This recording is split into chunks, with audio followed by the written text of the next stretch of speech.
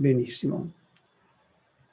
Vi dicevo, ci sarà una puntata ancora, dove vi chiedo un po' di pazienza, però il sacrificio che vi sto tenendo ora, che vi sto chiedendo ora, scusate, sarà poi immensamente ripagato da una lettura che voi potete seguire, che voi comprenderete benissimo. Se no diversamente, con una quantità così di persone presenti in questo racconto, vi perdereste. Come vi ho detto la volta scorsa, la Bhagavad Gita è collocata nel sesto Parvan, diremmo noi, potremmo dire capitolo, potremmo dire libro, perché il Mahabharata è concepito su 18 Parvan, cioè 18 libri. Quindi la Bhagavad Gita è parte del sesto capitolo. E potrà questa lettura fare molta luce sui capisaldi della cultura che sta molto a cuore a noi ed è alla base, per esempio, delle discipline che molti di noi praticano, come lo yoga, come l'Ayurveda. Ma al di là delle nostre discipline, la Bhagavad Gita può essere illuminante per qualsiasi essere vivente, al di là della razza, del credo politico o della religione a cui appartiene. Se vi ricordate, come vi ho raccontato nella precedente puntata, alla morte del re Vicitravirya, morto senza prole, la regina Satyavati, preoccupata della continuazione della dinastia, aveva invitato Vyasa, il suo effettivo primogenito, a perpetuare la stirpe attraverso le sue due splendide nuore. Vyasa stava vivendo un periodo ascetico di penitenza, per cui aveva chiesto un po' di tempo per potersi rendere presentabile a queste due donne, ma Satyavati non gli aveva concesso neanche un po' di tempo, sicché quando era entrato nella camera da letto di Ambika, la prima delle sue nuore, ella rimase disgustata dal suo aspetto, dai suoi abiti, dalla sua carnagione, dal suo sudiciume, dalla sua testa irsuta. Si collocò con lui, ma tenendo gli occhi chiusi. Per questa ragione ha avuto da Vyasa un figlio cieco, proprio poiché Ambika teneva gli occhi chiusi mentre veniva concepito. Questo figlio si chiamò Dhritarashtra. Egli sarà re, ma a causa della sua infermità sarà costretto ad abdicare nei confronti del secondogenito Pandu, nato dalla seconda nuora di Satyavati, Ambalika, concepito, come fu per la sorella Ambika, in occasione della convocazione di Vyasa. Quando, tuttavia, Vyasa le si parò dinanzi, ella si fece bianca di paura. Per questo il figlio che nacque da lei era molto pallido. Pandu, infatti, in sanscrito significa pallido, bianco pallido, in qualche caso anche faccia di cenere vuol dire. Dhritarashtra crebbe sotto la guida del valoroso e saggio Bhisma. Ve lo ricordate, Bhisma, l'uomo dal saldo intento che aveva fatto voto di castità per permettere al re Shantanu di sposare la figlia del pescatore.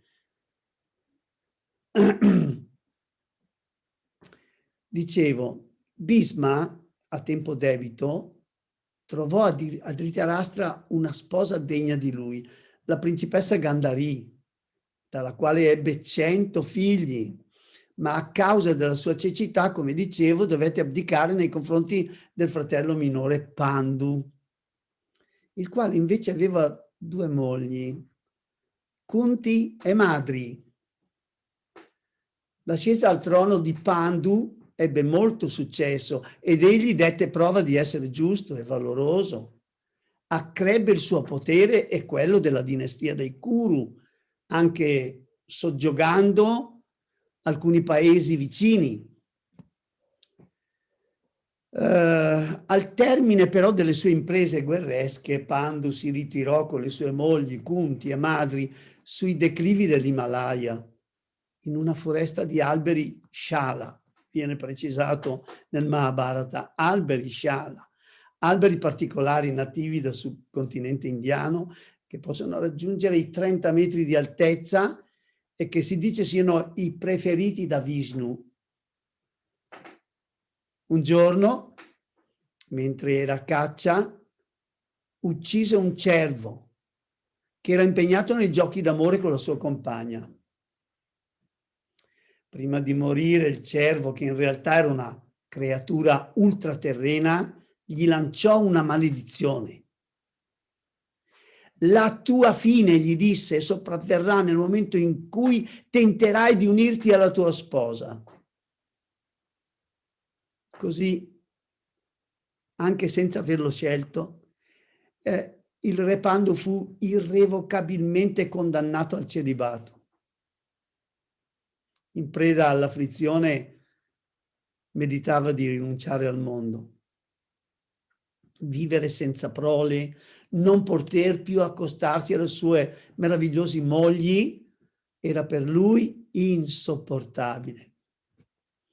Diveniva ogni giorno più triste e vedendolo in quello stato di depressione, la regina Kunti, che presumo provasse tanta compassione, gli rivelò che quando era giovane il saggio Durvasas, uomo assai collerico, si era recato in visita dai suoi genitori.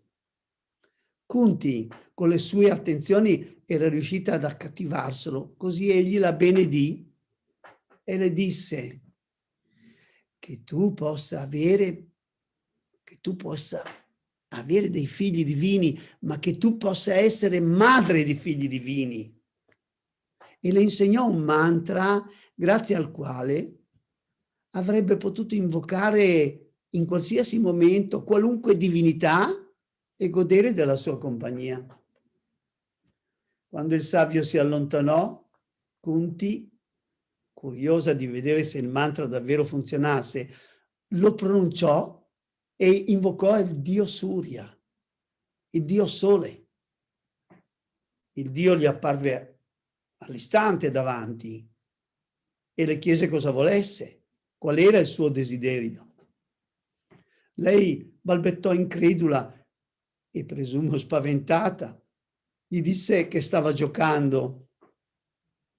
Si prostrò ai suoi piedi e gli chiese perdono. Ignoravi che non si può scherzare in questo modo, che non si gioca con un mantra, disse il dio Sole. Lei, pietrificata dal terrore, era ammutolita. Ma il dio la tenne tra le sue braccia e incominciò ad accarezzarla. Surya si allontanò solo dopo un prolungato amoreggiare. Da questa unione nacque un bimbo speciale, racchiuso in un'armatura e che portava 2 vistosi orecchini. Per questo fu chiamato Karna. In sanscrito la parola Karna vuole anche dire orecchino. Preoccupata di un eventuale scandalo, Kunti dispose il bimbo in un paniere e lo affidò alla corrente del fiume. Fu trovato dalla moglie di un cocchiere che viveva qualche chilometro più in giù sulla riva del fiume. Radha, che lo ritenne un dono divino e insieme a suo marito lo allevò con le più tenere affezioni e attenzioni. Lo troveremo, questo valoroso guerriero sul campo di battaglia in una situazione insolita che più avanti vi spiegherò, non ora perché vi confondereste. Il re Pandu, quando ebbe ascoltato questa storia, pensò che Kunti fosse stata benedetta dagli dei. La maledizione che pesa su di me mi esclude per sempre dalla paternità, disse, ma grazie a te potrò essere padre e tu sarai una madre meravigliosa. Non perdere tempo, preparati per ricevere gli dei e rivolgi innanzitutto la tua preghiera a Yama, il Dharma, il Dio della morte e della suprema giustizia. È la più etica e saggia tra le entità celesti. Il figlio che nascerà potrà sempre guidare la nostra dinastia, la dinastia dei Kuru, lungo la retta via. La regina Kunti si preparò meditando su Yama, proferì il mantra e Yama rispose alla sua invocazione. Ed essendo questa la seconda volta che invocava una divinità, la prima, se vi ricordate, da giovinetta invocò il dio Surya, quasi per gioco, in questo caso si comportò adeguatamente. Da Yama ebbe dunque in questa occasione un primo figlio. Il bimbo diventerà il migliore degli uomini, annunciò alla sua nascita una voce celeste. Schietto nel pensiero, nella parola, nelle azioni, sarà benedetto dalla forza e dal coraggio. Si chiamerà Yudhishthira, che significa fermo e costante in battaglia. Il re Pandu, felice, pregò la regina Kunti di evocare un'altra divinità per avere un secondo figlio. La vita di uno kshatriya, disse Pandu, può dirsi completa solamente con il possesso della forza fisica.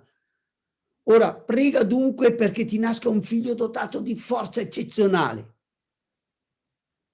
La regina Kunti si concentrò nuovamente e meditò su Vayu, il dio del vento. Poi proferì il mantra e da Vayu ebbe un bimbo così forte che quando, lasciando le braccia di sua madre, si lasciava scivolare sul pavimento, si dice provocasse un leggero terremoto. Il bimbo si chiamò Bhimasena. A volte lo troviamo semplicemente citato col nome di Bhima. Pandu, doppiamente felice, desiderò un terzo figlio. Dobbiamo avere in famiglia un guerriero, disse, che dia prova di impareggiabile prodezza nell'uso delle armi. E dopo aver osservato insieme a Kunti un anno di penitenza, rivolsero una preghiera a Indra, il re degli dei, che deteneva forti poteri. Quando Kunti diede alla luce il bimbo figlio di Indra, una voce celeste annunciò: questo bambino non avrà rivali per saggezza, energia e perizia nell'uso delle armi. Maneggerà con destrezza ogni tipo di arma, soggiogherà tutti i suoi nemici e recherà lustro alla stirpe dei Kuru. Questo bambino venne chiamato Arjuna. Quando noi inizieremo la lettura della Bhagavad Gita, lo ritroveremo subito all'inizio nella veste del protagonista principale della stessa. Ritroveremo il nostro eroe in vesti molto umani, con il cuore pieno di compassione, il quale, dopo aver scorto amici e parenti nelle fila nemiche, ma anche in quello dei suoi propri alleati, sarà assalito da un profondo dolore e da tanti dubbi a riguardo alla scelta di un comportamento etico. Si domandava cosa era giusto fare, cosa non era giusto fare, e poi sapeva benissimo che le persone care che si trovavano da una parte e dall'altra sarebbero morte in battaglia. dopo aver dato alla luce Arjuna, la regina Kunti si rifiutò di mettere al mondo altri figli, nonostante Pandu desiderasse averne ancora. La seconda moglie di Pandu, però, la giovane Madri, gli supplicò di evitare che lei rimanesse sterile, mentre Kunti aveva già 3 figli. Pertanto, a sua volta, poté invocare gli dei gemelli, gli Ashwin, dai quali ebbe 2 splendidi gemelli, Nakula e Sahadeva. Questi 5 speciali fratelli di origine divina li troviamo tutti nella Bhagavad Gita, spesso citati con il nome di Pandava. Gandhari, la moglie di Dhritarashtra, il fratello di Pandu nato cieco, nel frattempo aveva dato la luce a 100 figli. Il primogenito si chiamava Duryodhana, e lo sentiremo nominare spesso nella Bhagavad Gita. Il secondo era Dushasana, e così via. Costoro, per tutta la vita, saranno acerrimi nemici dei Pandava, causando la guerra che ritroviamo nella Bhagavad Gita. Anzi, il Mahabharata, in fondo, narra la storia del conflitto fra questi cugini. Una guerra inevitabile, combattuta nel tentativo di far affermare la giustizia. Torniamo ora a Pandu, che avevamo lasciato felice per l'arrivo di questi 5 figli. La sua inevitabile fine sopravvenne quando un giorno, passeggiando nei boschi in compagnia di Madri, fu sopraffatto dal desiderio di possederla con la complicità di una primavera ricca di fiori variopinti e di foglie tenere sugli alberi, il cinguettio degli uccelli, il dolce tepore, l'immagine del corpicino di Madri rivelata dai raggi solari attraverso il suo abito, attraverso il suo sari. Incapace di resistere a quell'attrazione, la prese con slancio appassionato.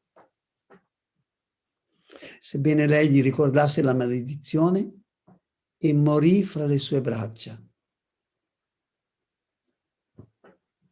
Alla sua morte, le 2 donne prepararono una pira, sistemarono adeguatamente il corpo del re su questa pira e le diedero fuoco.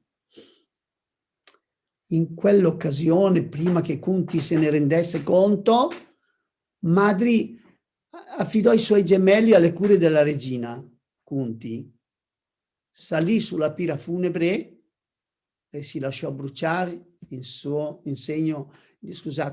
insieme a suo marito. Forse qualche senso di colpa, e morì con lui. Dopo la morte di Pandu, Kunti, desolata, pensò di lasciare il rifugio silvestre dove aveva vissuto con lui e con Madri e di ritornare ad Hastinapura per chiedere al suo cognato Dhritarashtra e a Bhisma protezione per se stessa e per i suoi 5 figli. E devo dire che almeno in quell'occasione Dhritarashtra trattò con benevolenza e alla stessa stregua i 100 figli partoriti dalla sua moglie Gandhari e i 5 figli di suo fratello.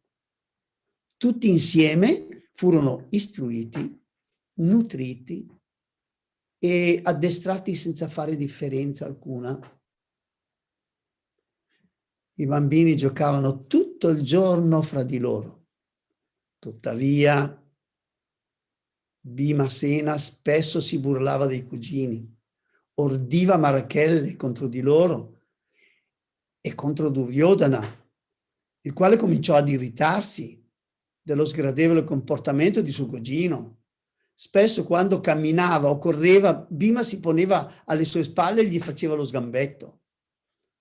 Quando saliva su un albero, chiudeva il tronco nella sua morsa e usando la proverbiale forza che aveva scuoteva l'albero fino a far cadere Duryodhana dal ramo su cui se ne stava appollaiato. A poco alla volta Duryodhana iniziò a rendersi conto che con quei cugini intorno la sua esistenza sarebbe stata sempre più difficile. Allora, servendosi di complici, tentò più volte di levarseli di torno. Soprattutto tentò di sbarazzarsi di Bhimasena, il quale addirittura fu narcotizzato, avvelenato, legato e gettato in un fiume. Fortunatamente egli riuscì a vincere l'effetto del narcotico, riuscì a neutralizzare il veleno e liberandosi della corda riuscì ad emergere in superficie. Allora il saggio Bhisma incaricò un guru di educare e addestrare i giovani in quanto appartenevano alla casta guerriera nell'uso delle armi. Duryodhana subito notò con amarezza che il guru era attratto e dedicava più attenzioni particolari ad Arjuna, poiché si dimostrava giorno dopo giorno sempre più portato per le arti marziali.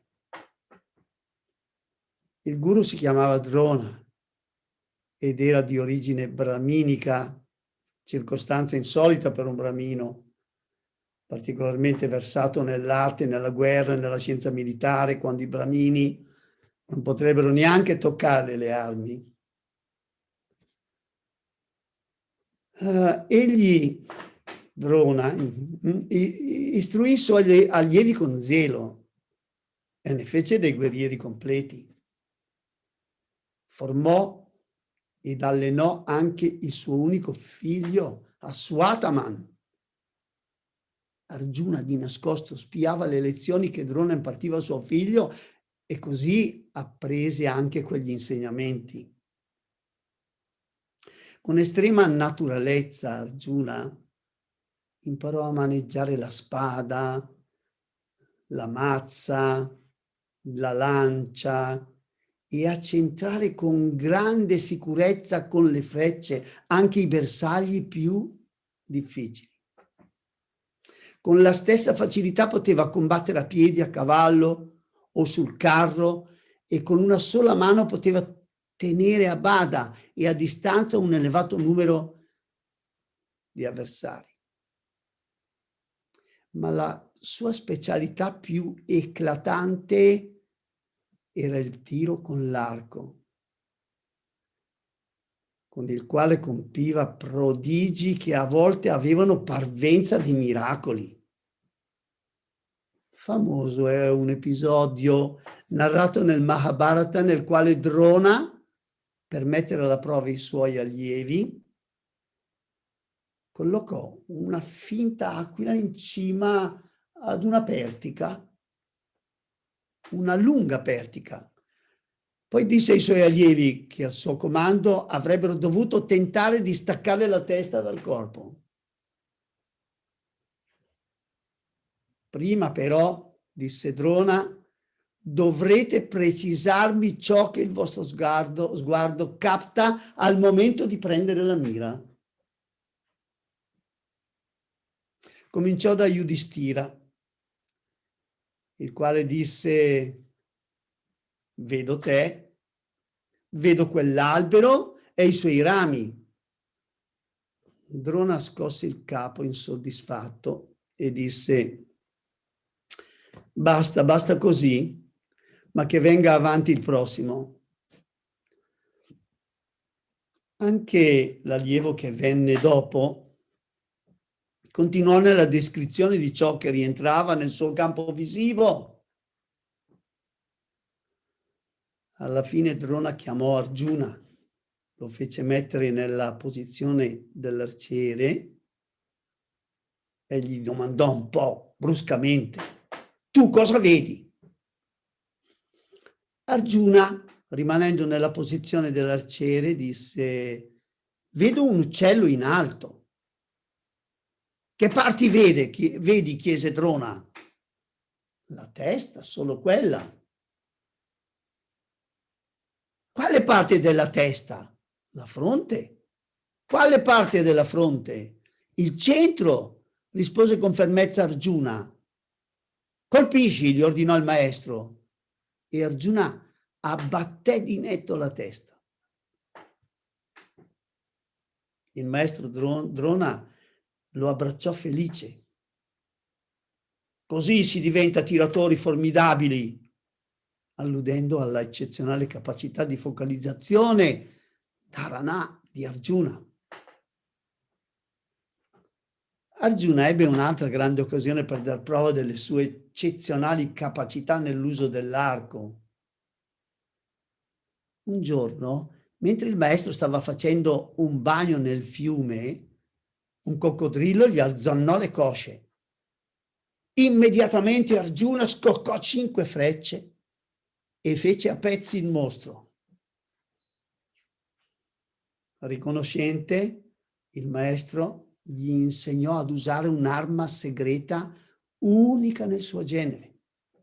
Tuttavia gli disse: scagliata contro un nemico a te inferiore potrebbe bruciare l'intero universo. Conservala con cura. Solo se ti imbatterai in un nemico soprannaturale potrai usarla senza esitazione.